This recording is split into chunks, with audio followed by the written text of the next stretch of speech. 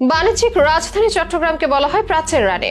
ইতিহাসে ৪৮ বার পরিবর্তন করা হয়েছে নাম, তবুও যেন কোনো নামই এর সৌন্দর্য, ইতিহাস আর ঐতিহ্যকে পুরোপুরি ফুটিয়ে তোলা সম্ভব হয়নি। চট্টগ্রামকে বলা হয় প্রাচ্যের রানী, তবে শুধু যে এই নামই ডাকা হয় তা নয়। ইসলামাবাদ থেকে শুরু করে চট্টল, চাটগাঁও, চিটাগাং, চট্টগ্রাম অসংখ্যবার পরিবর্তিত হয়েছে নাম। এই নামের বদল সংখ্যা কারো মতে ৩২, কারো মতে ৩৬, কারো মতে ৪৮। চট্টগ্রামকে বলা হয় প্রাচ্যের রানী, আর রানীর ওপর আক্রমণ এসেছে বারবার। যেহেতু অঞ্চলটি আলাদা করে কোনো রাজ্যের অধীনে ছিল না, ফলে বারবারই এর শরীরে আঁচড় লেগেছে বাইরে। তাছাড়া এই জনপদে আছে একটি প্রাচীন সমুদ্র বন্দর। পর্যটক স্ট্রাবোর বর্ণনা অনুযায়ী খ্রিস্ট প্রথম শতকে চট্টগ্রাম বন্দরকে ধরা হতো আন্তর্জাতিক সমুদ্র বন্দর হিসেবে। সুতরাং একের পর এক বহিঃশক্তি এই অঞ্চলে শাসন করবে, সেটি স্বাভাবিক। যে কারণে এর নামও বদলেছে বারবার। যখন যে শক্তি শাসন করেছে, এই জনপদের নামকরণও তাদের ইচ্ছা মতোই হয়েছে। ফলে নথিপত্র, ইতিহাস, স্মৃতিচারণায় উঠে এসেছে বৈচিত্র্যময় নানা নাম। ধারণা করা হয় চট্টগ্রাম শব্দটি চাটি এবং গ্রাম শব্দ দুটি থেকে এসেছে। চাটি মানে মাটির প্রদীপ এবং গ্রাম মানে গ্রাম বা জনপদ। স্থানীয় উচ্চারণ ভেদে চাটি গ্রাম ক্রমে চিটাগাঁও হয়ে যায়। ১৪ শতাব্দীতে মুসলিমরা চট্টগ্রাম জয় করে। পরবর্তী শতাব্দীতে এটি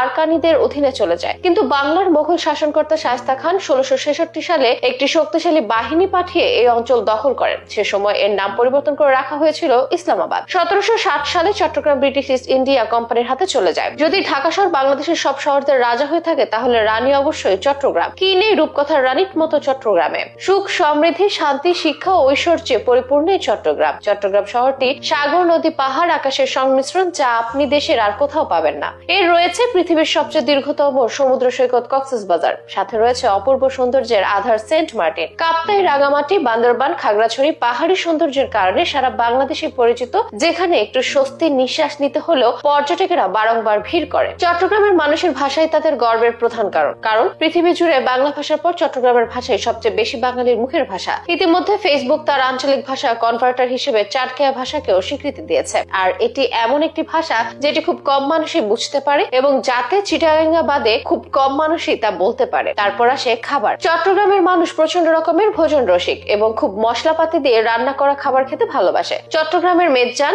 গনি বেকারির বেলা বিস্কুট, শুটকি, বাকরখানি, আরো কত কত আঞ্চলিক খাবারের নাম যে অজানা রয়েছে তার ইয়াত্তার বাইরে। পুরো দেশই জানে চট্টগ্রামের মানুষ কতটা অতিথি পরায়ণ। এই শহর এক তারও বটে। এখানে রয়েছে ইসলাম, হিন্দু, বৌদ্ধ, খ্রিস্টান সহ সকল ধর্মাবলম্বীদের সম্মিলিত স্থায়ী বসবাস, যা দেশের অন্য কোনো অঞ্চলে খুঁজে পাওয়া দুষ্কর। বিভাগের অন্যান্য পার্বত্য জেলাগুলোতে রয়েছে বেশিরভাগ উপজাতি জনগোষ্ঠী, যাদের রয়েছে অসংখ্য ক্ষুদ্র নৃগোষ্ঠী। শুধু ইতিহাস ঐতিহ্যই নয়, অর্থনৈতিক দিক দিয়েও মহা গুরুত্বপূর্ণ এই চট্টগ্রাম। বাংলাদেশের সকল ধরনের ব্যবসার মধ্যমণি হিসেবে পরিচিত এই শহর, যেখানে ৭০% এর উপরের মানুষ জাতে, ব্যবসায়ী এবং খাঁটি ধনী। বাংলাদেশের জিডিপিতে চট্টগ্রামের অবদান অভাবনীয়। ইতিহাস ঘাটলে আমরা আরো দেখব যে প্রাচীন এশিয়ার সর্বপ্রাচীন, সর্ববৃহৎ, সর্বব্যস্ত চট্টগ্রাম বন্দর দিয়ে এই উপমহাদেশের ব্যবসা প্রসার হয়েছে। ছোট্ট একটি ভিডিওতে চট্টগ্রামের হাজার বছর ইতিহাস উল্লেখ করা সম্ভব নয়, তবুও বলতে হয় চট্টগ্রামকে প্রাচ্যের রানী বলাটা যথার্থই।